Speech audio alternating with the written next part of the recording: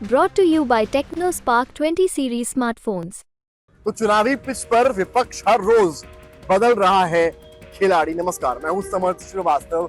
जिस तरह से इंडियन प्रीमियर लीग चल रही है और उसमें सब्स्टिट्यूट प्लेयर्स का या नए प्लेयर को प्लेइंग 11 में दाखिल करने का एक फॉर्मूला होता है, शायद विपक्षी दल उत्तर प्रदेश में उसी फॉर्मूले को अपनाते नजर आ रहे हैं। जिससे सबसे ज्यादा प्रेरित कोई दल नजर आता है तो वो है समाजवादी पार्टी।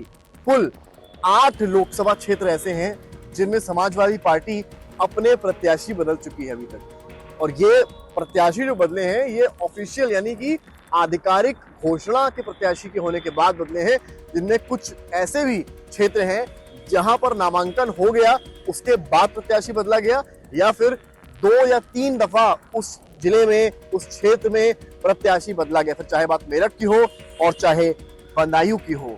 इस सारी चीजों को लेकर बीजेपी क्या सोच रही है और विपक्ष क्या करना चाह रहा है, ये सब हम आपको बताएंगे। हालांकि केवल समाजवादी पार्टी ही नहीं है जिसने अपने चेहरे बदले हैं। कांग्रेस ने भी नकुल दुबे को अब चर्चा में थी, सीतापुर को लेकर चेहरा बदला गया। एक बीजेपी ने भी चेहरा बदला, हालांकि बीजेपी के रीजंस कुछ और थे। जो सीडी वायरल हुई थी उसको लेकर बाराबंकी के जो सांसद थे उनको बदला गया। बसपा भी सपा के नक्श कदमों पर है, 2 से 3 चेहरे। बसपा भी अभी तक कुल 3 चेहरे। बहुजन समाज पार्टी भी बदल चुकी है, फिर चाहे वो बात अलीगढ़ की हो चाहे वो बात कन्नौज की हो। पर अगर आप समाजवादी पार्टी की इस थ्योरी को समझें तो क्या समाजवादी पार्टी कंफ्यूजन की स्थिति में है कि पार्टी ये तय नहीं कर पा रही है कि किस जिले से या किस लोकसभा क्षेत्र से किस कैंडिडेट को उतारना है। ये एक बड़ी पसोपेश है। इसको लगता है कि या तो पार्टी से फंसी हुई है या फिर ये है कि पार्टी अपने पत्ते नहीं खोलना चाहती। लेकिन अगर पार्टी ऐसा सोचती है कि वो अपने पत्ते नहीं खोलना चाहती है तो जिन प्रत्याशियों को उतारा जाता है, जो नामांकन करने भी जाते हैं पूरी फौज के साथ, वो उस क्षेत्र में क्या मुंह दिखाएंगे जब ये कहा जाएगा कि भाई आप तो प्रत्याशी थे, आप नामांकन करने गए और आपका ही टिकट बदल दिया गया। तो ऐसे क्या कारण थे जिनकी वजह से ये सारी चीजें हुई। आज चर्चा सबसे ज्यादा इस बात को लेकर हुई अतुल प्रधान के टिकट को लेकर। मेरठ से सपा के विधायक हैं, जाने माने चेहरे हैं, अपने क्षेत्र में उनका इम्पैक्ट भी है। अब कहानी होती है, सबसे पहले मेरठ में टिकट मिलता है भानु प्रताप को, जिससे सबसे ज्यादा नाराजगी किसी को होती है तो होती है अतुल प्रधान को। अतुल प्रधान ट्वीट भी करते हैं, हालांकि वो ट्वीट में इनडायरेक्ट मैसेज देते हैं। तो होता ये है कि अतुल प्रधान को पार्टी फिर भानु प्रताप को हटाकर प्रेशर होता है क्षेत्र से भी और टिकट मिल जाता है फिर अतुल प्रधान को। अब अतुल प्रधान ट्वीट करते हैं, शुक्रिया करते हैं और लाल टोपी लगाकर पहुंच जाते हैं नामांकन के लिए। वीडियोस बनते हैं, फोटोज होती हैं, ट्वीट करते हैं, स्टेटस लगाते हैं, सारी चीजें होती हैं। लेकिन अगले ही दिन पता चलता है कि उनका टिकट कट गया है। और टिकट किसको मिला है? सुनीता वर्मा को। अब कहानी ये होती है कि पहुंच जाते हैं दोनों ही जन लखनऊ अखिलेश यादव से मिलने। आज की सुबह बड़ी खास होती है। बताया तो ये जाता है कि सुनीता वर्मा अपने परिवार के साथ पहुंचती हैं और रात भर कहीं ना कहीं गाड़ी में बैठकर अखिलेश यादव के घर बैठती हैं। तो वहीं सुबह सुबह अतुल प्रधान भी पहुंच जाते हैं और नतीजा क्या होता है?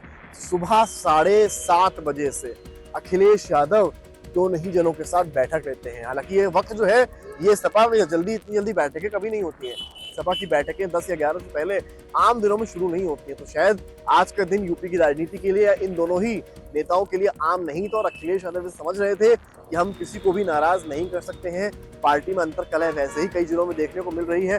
अब मेरठ में हम ये बोझ अपने सर नहीं ले सकते हैं। नतीजा होता है, बैठक होती है, अतुल प्रधान को समझाया जाता है कि भाई आप चुनाव मत लड़िए, आप विधायक रहिए और सुनीता वर्मा को वहां से मौका दीजिए। इसके बाद हम अतुल प्रधान से खास बातचीत करते हैं।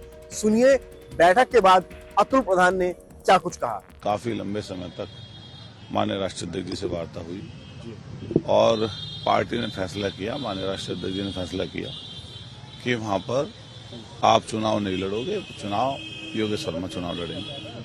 तो पार्टी ने फैसला कर लिया कि उन्हें चुनाव लड़ाना है, तो जो उन्होंने फैसला कर लिया स्वीकार है। तो आपने सुना कि अतुल प्रधान ने किस तरह से कहा कि भाई पार्टी का निर्णय सराखों पर है, लेकिन एक जो उनके चेहरे पर शिकन है, शिकन कहें या यूं कहें उदासी है। क्योंकि कोई भी नेता चाहता, जैसा कि वो कह भी रहे इंटरव्यू में, कि हर उम्मीदवार चाहता है कि वहां से वो चुनाव लड़े, उसके लोग होते हैं और जब वो नामांकन करने जाता है तो शायद पार्टी को इतनी देरी नहीं करनी चाहिए अनाउंसमेंट के लिए, या अगर नहीं भी करना है तो उसके लिए। तो वो जो उनकी उदासी है अतुल प्रधान की वो साफ नजर आ रही है। हालांकि पहली दफा नहीं है ऐसा हुआ है। बदायूं में आपने देखा अभी धर्मेंद्र यादव थे, लेकिन जब शेरवानी नाराज हुए तब ये हुआ कि धर्मेंद्र वहां से जीत पाएंगे कि नहीं जीत पाएंगे। तो शिवपाल सिंह यादव को उतार दिया गया। अब शिवपाल सिंह यादव का मन था कि आदित्य यादव चुनाव लड़े, तो अब चर्चा आदित्य यादव की है। तो यूं कुल मिलाकर बदायूं में भी तीसरा चेहरा सामने आ रहा है धर्मेंद्र और शिवपाल सिंह के बाद। गाजियाबाद में भी यही कुछ हुआ, नोएडा में यही कुछ हुआ, आप मिश्रिक की बात कर लीजिए, मिश्रिक में भी यही देखने को मिला। तो तमाम जो क्षेत्र हैं, आप अगर कांग्रेस की बात करेंगे तो सीतापुर में यही देखने को मिला, बसपा की आप बात करेंगे तो अलीगढ़ है, और भी क्षेत्र है, कन्नौज है, जहां प्रत्याशी बदले गए हैं। अब सवाल ये, इवन कन्नौज की अगर आप बात करें समाजवादी पार्टी के लिए, अखिलेश हिंट जरूर कर रहे हैं, लेकिन चर्चा कई नामों की हो चुकी है, जिनमें तेज प्रताप यादव का भी नाम एक आता है। अभी इसको लेकर कुछ फाइनल नहीं हुआ, लेकिन बीजेपी जो है वो इस पूरे मामले को पूरी तरीके से ले रही है और कह रही है कि समाजवादी पार्टी को ढूंढे प्रत्याशी नहीं मिल रहे हैं, इसीलिए ये कंफ्यूजन की स्टेट है।